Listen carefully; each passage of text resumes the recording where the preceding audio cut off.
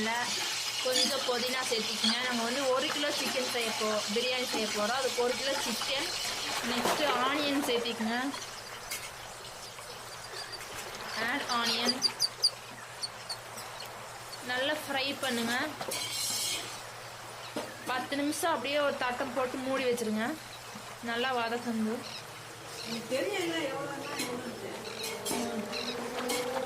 மூடி வச்சிருங்க. 10 நிமிஷம் கழிச்சு பார்க்கலாம்.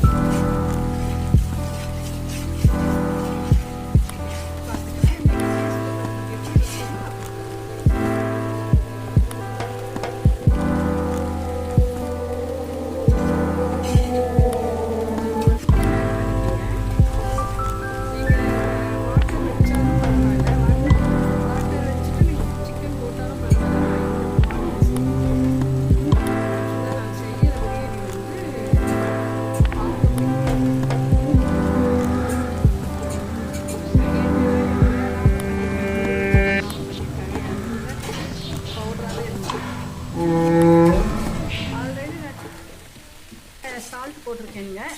நீங்கள் என்ன பண்ணுறீங்கன்னா போடாமலையும் சிக்கன் ஊற வச்சிடலாம். தயிர், கொஞ்சோண்டு மஞ்சள் பொடி, கொஞ்சம் சில்லி பவுடர்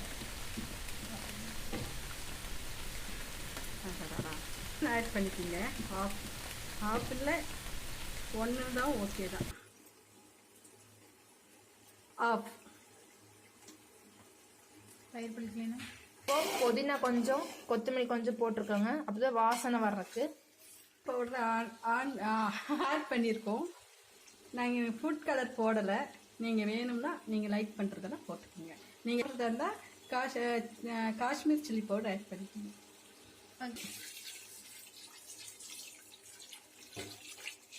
1 கிலோ அரிசிக்கு 2 கப்பா? 2 கப் தண்ணியா?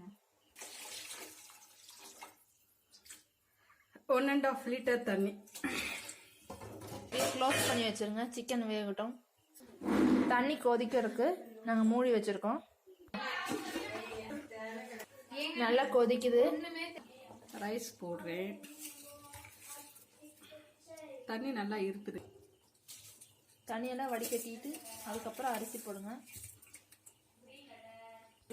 ஜீரக சம்பா ரைஸ் உங்களுக்கு மனம் வரும். உப்பு போட்டாச்சு. அவ்வளோதான். தேவையான அளவு உங்கள் அளவுக்கு போன உலக எல்லாருக்கும் இப்போ பிரியாணி செய்ய தெரிஞ்சிருச்சு. இப்போ அரிசி போட்டதுக்கு அப்புறம் தட்டை போட்டு மூடி வச்சாச்சு. பாருங்க ஓரளவு அது வந்து நார்மல் பிரியாணி. நார்மல் பிரியாணி வந்துருச்சு. நாங்கள் கலர் போடல, போட்டாலும் போடுவோம்.